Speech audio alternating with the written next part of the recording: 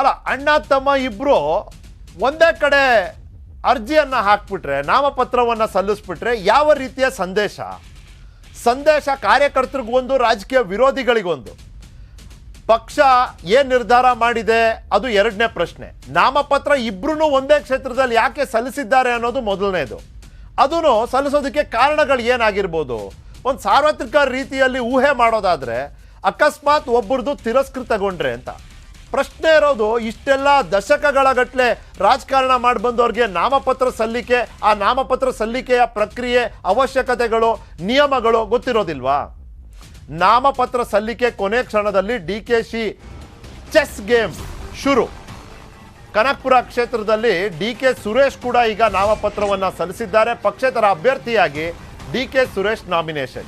ಅಂದರೆ ಇಲ್ಲೂ ಕೂಡ ಒಂದು ಟೆಕ್ನಿಕಲ್ ಪ್ರಶ್ನೆ. ಪಕ್ಷೇತರ ಅಂತ ಇಲ್ಲಿ ಹೇಳ್ಕೊಂಡಿದ್ದೀರಿ, ಆದರೆ MP ಆಗಿರೋದು ನೀವು ಕಾಂಗ್ರೆಸ್ ಪಕ್ಷದಿಂದ. ಇಲ್ಲಿಗೆ ಮಾತ್ರ ನೀವು ಪಕ್ಷೇತರ, ಅಲ್ಲಿಗೆ ಪಕ್ಷ, ಹೆಂಗೆ ಸಾಧ್ಯ?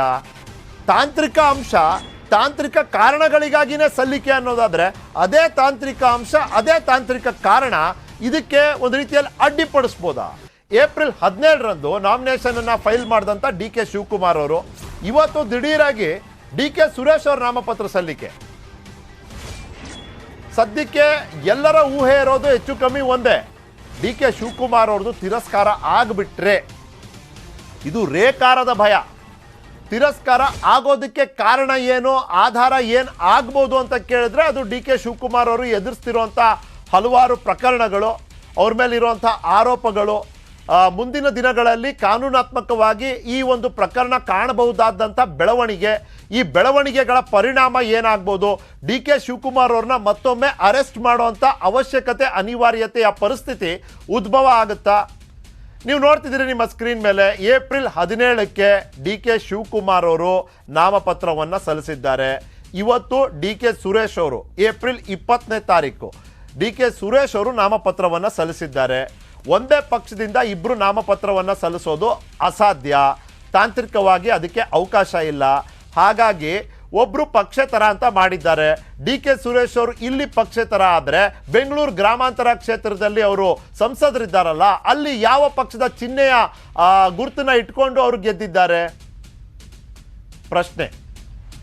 ಸಹೋದರರಿಬ್ರು ಮಾತನಾಡಿದ್ದಾರೆ, ಕೇಳೋಣ.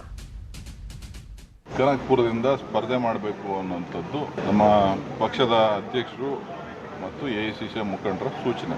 ಕೆಲವೊಂದು ಕುತಂತ್ರಗಳು ನಡೀತಾ ಇರುವಂಥದ್ದು ಅಲ್ಲಲ್ಲಿ ಕೇಳಿ ಬರ್ತಾ ಇದೆ. ಅದಕ್ಕೆ ಮುಂಜಾಗ್ರತಾ ಕ್ರಮವಾಗಿ ನಾನು ನಾಮಪತ್ರವನ್ನು ಸಲ್ಲಿಕೆ ಮಾಡಿದೆ.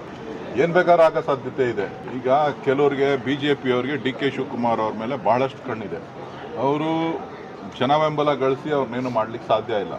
ನಾವೇನೋ ಮಾಡ್ತೀವಿ ಅಂತ ಹೇಳಿದಾರಲ್ಲ, ಸೊ ಅದು ಯಶಸ್ಸಾಗೋದಕ್ಕೆ ಕನಕಪುರದ ಜನರು ಅವಕಾಶ ಅವ್ರಿಗೆ ಕೊಡೋದಿಲ್ಲ.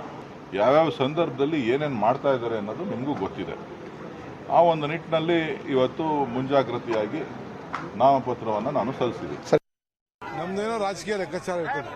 ಈಗ ಒಂದು ಊಹಾಪೋಹ ಬರ್ತಾ ಇದೆ, ಅಂದ್ರೆ DK ಶಿವಕುಮಾರ್ ಅವರು ನಾಮಪತ್ರ ಸಲ್ಲಿಸಿದ್ರು, ಅದರಲ್ಲಿ ಸಮಸ್ಯೆ ಆಗಿದೆ. ಯಾವ ಸಮಸ್ಯೆನೂ ಏನಿಲ್ಲ, ನಮ್ದೇನೋ ಒಂದು ಲೆಕ್ಕಾಚಾರ ಇದೆ.